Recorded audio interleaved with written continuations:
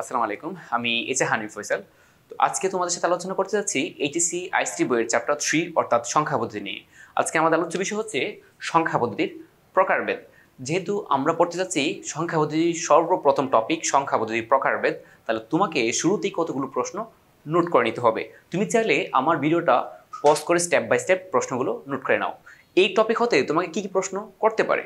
প্রথম প্রশ্ন হতে পারে সংখ্যা পদ্ধতি কী। তোমাকে প্রশ্ন করতে পারে বেইজ বা ভিত্তি কি। তোমাকে প্রশ্ন করা হতে পারে সংখ্যা পদ্ধতি প্রধানত কত প্রকার ও কি কি। তোমাকে প্রশ্ন করতে পারে পজিশনাল সংখ্যা পদ্ধতি ব্যাখ্যা করো। তোমাকে প্রশ্ন করতে পারে নন পজিশনাল সংখ্যা পদ্ধতি ব্যাখ্যা করো। তোমাকে প্রশ্ন করতে পারে বাইনারি সংখ্যা পদ্ধতি ব্যাখ্যা করো। তোমাকে প্রশ্ন করতে পারে তিন ভিত্তিক সংখ্যা পদ্ধতি আলোচনা করো। তোমাকে সিমিলারভাবে প্রশ্ন করতে পারে যে পাঁচ ভিত্তিক সংখ্যা পদ্ধতি আলোচনা করো। আবার প্রশ্ন করতে পারে অক্টাল সংখ্যা পদ্ধতি ব্যাখ্যা করো। একইভাবে প্রশ্ন করতে পারে হেক্সাডেসিমাল সংখ্যা পদ্ধতি কি আলোচনা করো। এর বাইরে আরো কয়েকটা তোমাকে প্রশ্ন করতে পারে, তা হচ্ছে যেমন 758 758 এই সংখ্যাটি সঠিক কিনা মতামত দাও, বা তুমি যৌক্তিক কিনা ব্যাখ্যা করো। 758 হতে পারে কিনা ব্যাখ্যা করো। এই হচ্ছে এই টপিকের আলোকে তোমাকে দেওয়া কত সম্ভাব্য প্রশ্নগুলি। তুমি এই প্রশ্নগুলো স্টেপ বাই স্টেপ ভিডিওর পরে নোট করে নিবে। আমি এই ভিডিওতে এই সবগুলো প্রশ্নের অ্যান্সার দিব। ওকে, তোমার কাজ হচ্ছে এই সবগুলো প্রশ্ন ভিডিওটা পজ করে নোট করে ফেলা, এবং এই ভিডিওতে আমি সবগুলো প্রশ্নের ডিটেলস অ্যান্সার দিয়ে যাচ্ছি। দেখো, প্রথম বিষয় হচ্ছে সংখ্যা পদ্ধতি কি। সংখ্যা পদ্ধতি হচ্ছে ভিন্ন ভিন্ন প্রতীক, বর্ণ বা অঙ্ক ব্যবহার করে সংখ্যা প্রকাশ করাকে সংখ্যা পদ্ধতি বলে। তোমাকে পরবর্তী প্রশ্ন করতে পারে কি, যে সংখ্যা পদ্ধতি কত প্রকার। সংখ্যা পদ্ধতি হচ্ছে প্রধানত দুই প্রকার, পজিশনাল এবং নন পজিশনাল। এই যে সংখ্যা পদ্ধতি দুই প্রকার, পজিশনাল এবং নন পজিশনাল, এটা কিসের উপর ভিত্তি করে ক্লাসিফাইড করা হলো, রাইট? এই বিষয়টা ক্লাসিফাইড করা হয়েছে বেইজ বা ভিত্তির উপর ভিত্তি করে। এখন দেখো, বেইজ বিষয়টা কি। যদি বেইজ না বুঝি তাহলে তো আমরা এটা বুঝতে পারবো না আসলে কিভাবে তাকে ক্লাসিফাইড করা হলো, রাইট? যেমন ধরো, একটা ছেলে বা একটা মেয়ে, সে ছেলে নাকি মেয়ে, এটা কিভাবে ক্লাসিফাইড করা হলো?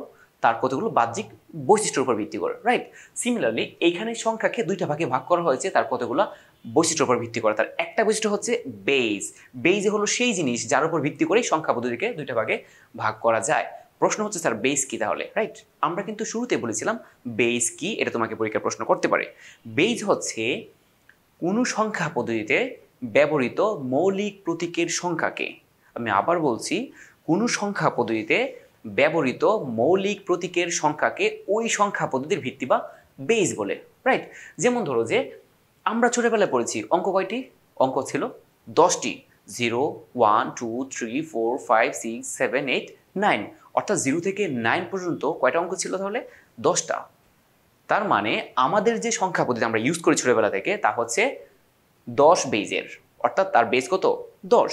এবং আমাদের সংখ্যা পদ্ধতির নাম হচ্ছে এই সেই সংখ্যা পদ্ধতি, ডেসিমাল, যার বাংলা বলে দশমিক সংখ্যা পদ্ধতি। ক্লিয়ার? তার মানে আমাদের সংখ্যা পদ্ধতির প্রতীক হচ্ছে কয়টা? এটা বেস কত? 10। তাহলে তার প্রতীকগুলো কি কি? তার প্রতীকগুলো হচ্ছে 0 1 2 3 4 5 6 7 8 9। যেহেতু আমাদের বেস বিষয়টা ক্লিয়ার, এখন দেখো আমরা আলোচনা করি তাহলে পজিশনাল এবং নন পজিশনাল বিষয়টা কি। পজিশনাল হচ্ছে ওই সংখ্যা পদ্ধতি যাদের নির্দিষ্ট বেস থাকবে, অর্থাৎ পজিশনাল সংখ্যা পদ্ধতি হচ্ছে তারাই যাদের বেস থাকবে। আর নন অর্থ না, নন পজিশনাল হচ্ছে ওই সংখ্যা পদ্ধতি যাদের বেস থাকবে না। That's final. তাহলে সহজ বিষয়, পজিশনাল সংখ্যা পদ্ধতি কাকে বলে? তুমি বলবা যে সংখ্যা পদ্ধতিতে নির্দিষ্ট বেস বা স্থানীয় মান থাকে তাকে পজিশনাল সংখ্যা পদ্ধতি বলে।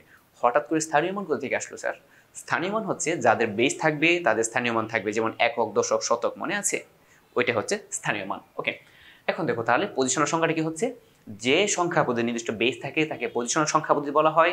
যে সংখ্যা পদ্ধতি নির্দিষ্ট বেস থাকে না তাকে নন পজিশনাল সংখ্যা পদ্ধতি বলা হয়। এখানে এই অধ্যায়ে নন পজিশনাল আমাদের আলোচ্য বিষয় না, তবে কয়েকটা এক্সাম্পল তোমাকে ভালো করে মাথায় রাখতে হবে। আমি জাস্ট হালকা ক্লু দিচ্ছি। যেমন রোমান সংখ্যা পদ্ধতি। রোমান সংখ্যা পদ্ধতি এটা একটা নন পজিশনাল সংখ্যা পদ্ধতি। এই রোমান সংখ্যা পদ্ধতি আমরা এখনো ব্যবহার করে থাকি। যেমন দেখবা যে প্রায় পরীক্ষার প্রশ্ন লিখে থাকে রোমান সিম্বলে আই, তারপর ডাবল আই, তারপর ট্রিপল আই, তারপর x=10, ওইগুলো কি রোমান সংখ্যা। এখন দেখো তারপরে আছে হায়ারোগ্লিফিক সংখ্যা পদ্ধতি। তো হায়ারোগ্লিফিক সংখ্যা পদ্ধতি ছিল সেই প্রথমকার সংখ্যা পদ্ধতি। ওকে, তারপর আরো আছে, তোমরা ক্লাস 8-এ অঙ্ক পড়ছো সম্ভবত, টালির অঙ্ক পড়ছো, তাই না? ওই টালি, ওইগুলো কি নন পজিশনাল সংখ্যা পদ্ধতি। তোমাকে কিন্তু এখান থেকে একটা এমসিকিউ প্রশ্ন করতে পারে যে কোন নন পজিশনাল সংখ্যা পদ্ধতি এখনো আমরা ব্যবহার করে থাকি। Roman, clear? ওকে, সো এটা আমাদের আলোচ্য বিষয় না। আমরা আশা করি পজিশনাল সংখ্যা পদ্ধতি ক্লিয়ার। যাদের বেস থাকবে বা স্থানীয় মান থাকবে তারা কি পজিশনাল সংখ্যা পদ্ধতি অনেকগুলো আছে। তবে তোমার বই দেখো, আমরা এখানে অনেকগুলো লিখে রেখেছি আমাদের ভিডিও সুবিধার্থে। এই বাইনারি, অক্টাল, ডেসিমাল এবং হেক্সাডেসিমাল এই চারটাই হচ্ছে আলোচ্য বিষয়। ওকে, কিন্তু এই চারটার বাহিরেও তোমাকে আরো কয়েকটা সংখ্যা পদ্ধতি জানা থাকতে হবে, যেগুলো আমি অলরেডি এখানে লিখে রেখেছি। ওকে, আমরা টোটালি বেচে বা অনলাইনে মোটামুটি 10টা সংখ্যা পদ্ধতি তোমাকে সাজেস্ট করে থাকি। ওকে, দেখো এখানে মজার বিষয় হচ্ছে বাই বা বাইনারি যে সংখ্যা পদ্ধতি, এখানে বাই শব্দের অর্থই হচ্ছে আসলে 2। এই 3 ভিত্তিক, এটার একটা ল্যাটিন নাম আছে, এটাকে টার্নারি সংখ্যা পদ্ধতি বলা হয়। আর এটা হচ্ছে কোয়ার্টারনারি, পেন্টাল। সো প্রত্যেকটা সংখ্যা পদ্ধতির কিন্তু একটা ইউনিক নাম আছে। সো নামটা যেহেতু বইয়ে আলোচনা করে নাই, সো আমরা নাম নিয়ে কথা বলি নাই, কিন্তু বোর্ডে প্রায়ই তোমাকে প্রশ্ন করা হয় 3 ভিত্তিক সংখ্যা পদ্ধতি ব্যাখ্যা করো। এটা 2017 সালে আসছিল, 3 ভিত্তিক সংখ্যা পদ্ধতি আলোচনা করো। তারপর তোমাদের প্রশ্ন করতেই পারে 5 ভিত্তিক সংখ্যা পদ্ধতি কি। তার মানে আমরা একটা সংখ্যা পদ্ধতি শিখা মানে সবাইকেই শিখে ফেলতে পারি। এখন দেখো, বাই অর্থে 2, রাইট? তার মানে এই সংখ্যা পদ্ধতির বেস কত? 2। প্রশ্ন হচ্ছে যে পরীক্ষা যদি বলা হয় বাইনারি সংখ্যা পদ্ধতি কাকে বলে, আমরা একটা সংজ্ঞা দিয়ে বাকি সবাইকে স্টেপ বাই স্টেপ সংজ্ঞায়িত করে ফেলবো। সংখ্যাটা কেমন হবে? তুমি জাস্ট এখানে এইটা বলে দিও না যে সংখ্যা পদ্ধতির ভিত্তি 2 তাকে বাইনারি বলে। এটা আসলে বলাটা আমি অনুচিত বলে মনে করি। তোমাকে এভাবে বলতে হবে যে সংখ্যা পদ্ধতিতে 2টি মৌলিক প্রতীক ব্যবহার করে সংখ্যা গণনা করা হয় তাকে বাইনারি সংখ্যা পদ্ধতি বলে। তুমি আরো সুন্দর করে বলতে পারো যে সংখ্যা পদ্ধতিতে 2টি মৌলিক প্রতীক ব্যবহার করে সংখ্যা গণনা করা হয় তাকে বাইনারি সংখ্যা পদ্ধতি বলে। দেখো তাহলে কি কি চেঞ্জ করতে হবে, কয়েকটা মৌলিক প্রতীক, জাস্ট এই শব্দটা যেন তোমার ভুলেও মিস না হয়, এটাই হচ্ছে আমার রিকমেন্ডেশন। তুমি যখন এইগুলাকে পরীক্ষায় সংজ্ঞায়িত করবা তাহলে ওই ক্ষেত্রে তুমি অবশ্যই মৌলিক প্রতীক শব্দটা উল্লেখ করবে, অবশ্যই উল্লেখ করবে। যেমন তোমাকে যদি বলা হয় 3 ভিত্তিক সংখ্যা পদ্ধতি কাকে বলে, তুমি কি বলবা? যে সংখ্যা পদ্ধতিতে 3টি মৌলিক প্রতীক ব্যবহার করে সংখ্যা গণনা করা হয় তাকে 3 ভিত্তিক সংখ্যা পদ্ধতি বলে। তোমাকে যদি প্রশ্ন করা হয় 4 ভিত্তিক সংখ্যা পদ্ধতি কাকে বলে, তুমি সেম কথাটাই বলবা যে সংখ্যা পদ্ধতিতে 4টি মৌলিক প্রতীক ব্যবহার করে সংখ্যা গণনা করা হয় তাকে 4 ভিত্তিক সংখ্যা পদ্ধতি বলা হয়। যেমন দেখেন তাহলে এখানে অক্টা মানে হচ্ছে কি 8।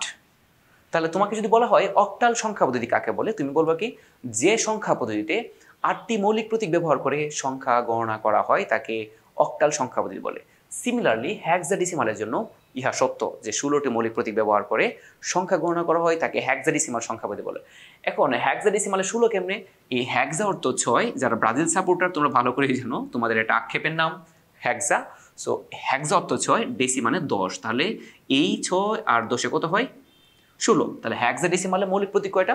16টা। এখন পরীক্ষায় যখন তোমাকে 2 মার্কের জন্য প্রশ্ন করা হবে বাইনারি সংখ্যা পদ্ধতি কি বা বাইনারি সংখ্যা পদ্ধতি ব্যাখ্যা করো, এই ক্ষেত্রে শুধু সংজ্ঞা দিলেই তুমি 2 মার্ক ডিজার্ভ করো না, এক্স্যাক্টলি না। তোমাকে কি করতে হবে? আমরা বেঁচে বারবার বলে দিই যে তোমাকে প্রথমে সংখ্যা লিখতে হবে, তারপরে ওই যে তুমি বললে না মৌলিক প্রতীক, তারপর তুমি অবশ্যই মৌলিক প্রতীকগুলো বলে দিবা এবং একটা এক্সাম্পল দিবা। এই হবে তোমার 4টা লাইন। 4টা লাইন তোমার 2 মার্কের জন্য যথেষ্ট। এখানে আর কোনো দাগ দেওয়ার কোন শিক্ষকের পক্ষেই সম্ভব না। যেমন ধরো যে বাইনারি কাকে বলে, তাহলে কি করব? প্রথমে সংজ্ঞা দিব, তারপর তার মৌলিক প্রতীকগুলো কি কি, তারপর একটা এক্সাম্পল দিব। এখন দেখো এই সকল সংখ্যা পদ্ধতির দুনিয়ার সকল সংখ্যা পদ্ধতির ক্ষেত্রে একটা মজার বিষয় হচ্ছে সকল সংখ্যা পদ্ধতির গণনা শুরু হবে 0 থেকে। আমি আবার বলছি, সকল সংখ্যা পদ্ধতির গণনা শুরু হবে কত থেকে? 0 থেকে। তাহলে দেখো বাইনারি কয়টা প্রতীক? 2টা প্রতীক, তাহলে তার প্রতীকগুলো কি হবে? একটা 0 আর একটা কি হচ্ছে 1। এই যে দেখো একটা 2টা হয়ে গেল, তাহলে শেষ। তাহলে দেখো 3 ভিত্তিক, এর বেস যেহেতু 3, তাহলে তার প্রতীকগুলো কি হবে? একটা 0 আর একটা 1 আর একটা কি 2। তাহলে 4 ভিত্তিক, তাহলে 0 1 2 3, 4টা। 5 ভিত্তিক, তাহলে কি 0 1 2 3 and 4। 6 ভিত্তিক 0 1 2 3 4 5। 7 ভিত্তিক 0 1 2 3 4 5 and 6। 8 ভিত্তিক কি হবে?